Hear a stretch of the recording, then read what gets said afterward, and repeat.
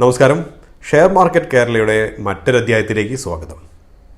ഇന്ന് നമ്മളുടെ വിഷയം ഒരു ട്രേഡറും ഇൻവെസ്റ്ററും തമ്മിലുള്ള വ്യത്യാസം എന്താണ്. ഈ രണ്ട് പദങ്ങളും നിങ്ങൾ പലപ്പോഴും പല ചാനൽ ചർച്ചകളിൽ ഉപയോഗിക്കുന്നതൊക്കെ കണ്ടിട്ടുണ്ടാവും. ബേസിക്കലി ഇവർ രണ്ടും തമ്മിലുള്ള വ്യത്യാസം എന്താണ്, ഏതാണ് നല്ലത്, ഒരു ട്രേഡർ ആവുന്നതാണോ നല്ലത് അതോ ഇൻവെസ്റ്റർ ആവുന്നതാണോ നല്ലത്, ഇതൊക്കെയാണ് നമ്മൾ ഇന്നത്തെ വീഡിയോയിൽ ചർച്ച ചെയ്യാൻ പോകുന്നത്. ഒരു ട്രേഡർ എന്ന് പറഞ്ഞാൽ വളരെ ലളിതമായി പറയുകയാണെങ്കിൽ ചെറിയ ചെറിയ ഇടവേളകളിൽ വലിയ ടൈം ഡ്യൂറേഷൻ ഇല്ലാതെ വിൽക്കൽ വാങ്ങലുകൾ നടക്കുന്ന ആളാണ്.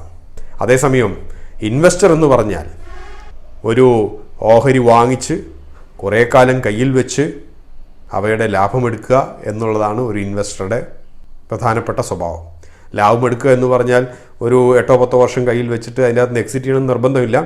അതൊരു സമ്പത്തായിട്ട് കയ്യിൽ കൊണ്ടേ നടക്കുന്നതിനകത്തും തെറ്റൊന്നുമില്ല.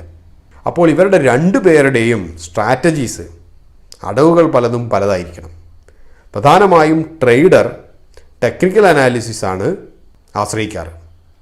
അതേസമയം ഒരു ഇൻവെസ്റ്റർ ഫണ്ടമെൻ്റൽ അനാലിസിസ്, അടിസ്ഥാനപരമായി കമ്പനി നല്ലതാണോ അല്ലയോ എന്നുള്ളതിനെ ആശ്രയിച്ചിട്ടാണ് ഒരു പ്രത്യേക ഓഹരി തിരഞ്ഞെടുക്കാറ്.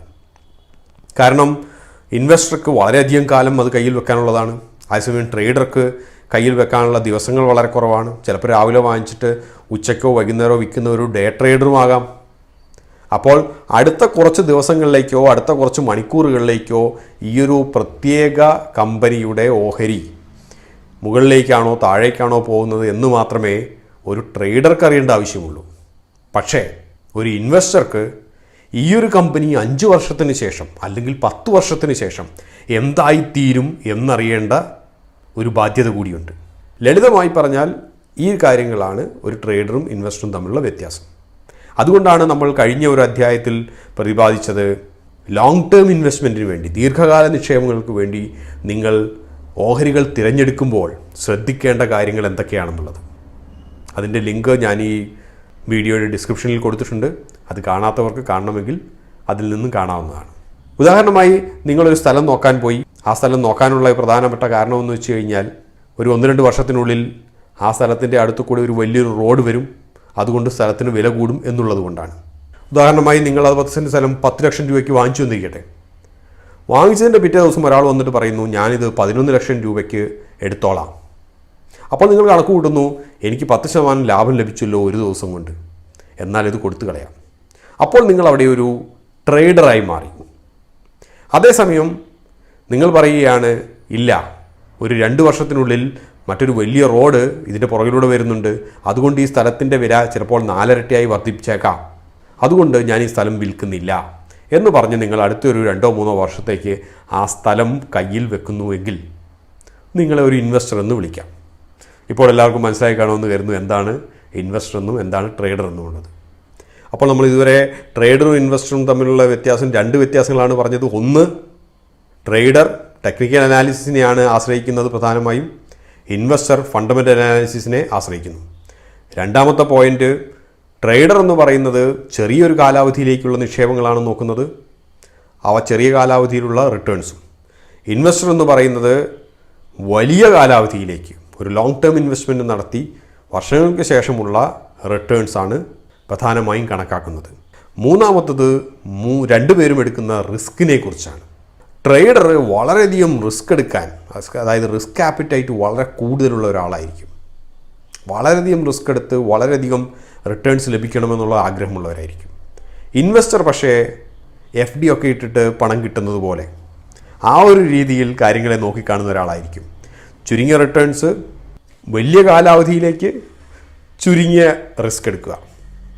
കാരണം വലിയ കാലാവധിയിലേക്ക് ആകുമ്പോൾ നിങ്ങൾക്കതിനിടയ്ക്ക് വന്ന നഷ്ടങ്ങളെല്ലാം പിന്നെ സാമ്പത്തികമായി രാജ്യം നന്നാകുന്നതിനനുസരിച്ചും കമ്പനി നന്നാകുന്നതിനനുസരിച്ചും ആ നഷ്ടങ്ങളെല്ലാം നികത്തപ്പെട്ടിട്ടുണ്ടാകാം. അപ്പോൾ ഇൻവെസ്റ്റർ എന്ന് പറയുന്നത് ഒരു ലോ റിസ്ക് ഇഷ്ടപ്പെടുന്ന ഒരാളാണ്. ഇതാണ് മൂന്നാമത്തെ പോയിന്റ്. മറ്റൊരു പ്രധാനപ്പെട്ട കാര്യം, ട്രേഡറെ സംബന്ധിച്ച് ഒരു കമ്പനിയുടെ ഷെയർ വാങ്ങുമ്പോൾ ആ കമ്പനിയുടെ പ്രോഡക്ട്സ് എന്താണ്, അല്ലെങ്കിൽ ഭാവിയിലേക്ക് ഈ കമ്പനി എവിടെ എത്തി നിൽക്കും എന്നുള്ളതിനെക്കുറിച്ചൊന്നും അറിയാൻ വലിയ താല്പര്യം ഉണ്ടാവില്ല. പക്ഷേ ഇൻവെസ്റ്ററെ സംബന്ധിച്ച് അതെല്ലാം വളരെയധികം താല്പര്യമുള്ള ഒരു കാര്യമാകും. ഇപ്പോൾ നിങ്ങളുടെ മനസ്സിൽ വരുന്ന പ്രധാനപ്പെട്ട ഒരു ചോദ്യം, നമ്മളിപ്പോൾ എന്ത് ചെയ്യണം? ഒരു ട്രേഡർ ആകണോ ഇൻവെസ്റ്റർ ആകണോ? ഒരു റീറ്റെയിൽ ഇൻവെസ്റ്റർ ആണെങ്കിൽ ഞാനിപ്പോൾ എന്ത് ചെയ്യണം എന്നുള്ളൊരു ചോദ്യമായിരിക്കും പലപ്പോഴും ഉള്ളത്. കാരണം എന്നോട് തന്നെ പലരും ഇത് ചോദിച്ചിട്ടുള്ളതാണ്. സത്യം പറഞ്ഞാൽ നിങ്ങളുടെ ഇൻവെസ്റ്റ്മെൻറ്റ് സ്ട്രാറ്റജി എന്തായിരിക്കണം എന്നുള്ളതിനെക്കുറിച്ച് മറ്റാർക്കും ഒരു ഉപദേശവും തരാൻ കഴിയില്ല. അതേസമയം നിങ്ങളൊരു വളരെയധികം കാലങ്ങളിലേക്ക് മുൻപോട്ടുള്ള ഒരു റിട്ടേൺസ് നോക്കിക്കാണുന്ന ഒരാളാണെങ്കിൽ, നിങ്ങൾക്ക് സാമ്പത്തികമായി ഒരു അടിത്തറ ഉണ്ടാക്കണമെന്ന് ആഗ്രഹിക്കുന്ന ഒരാളാണെങ്കിൽ ഏറ്റവും നല്ലത് നിങ്ങളൊരു മിക്സ്ഡ് സ്ട്രാറ്റജിയിലേക്ക് പോകുന്നതാണ്.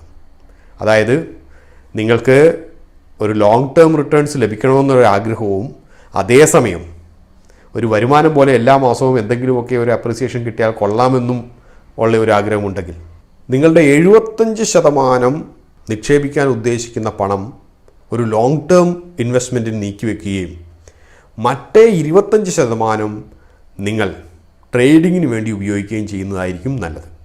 ആ ഒരു ട്രേഡിംഗ് ടെക്നിക്കൽ അനാലിസിസിനെ ബേസ് ചെയ്ത് മാത്രം ചെയ്യുക. ഹിയർസേ എന്തെങ്കിലും കേട്ടിട്ട് അവിടുന്ന് ഇവിടുന്ന് പറയുന്നത് കേട്ടിട്ട് കാലത്തെണീറ്റിട്ട് എന്തെങ്കിലും ചെയ്യാൻ പോകാതിരിക്കുക.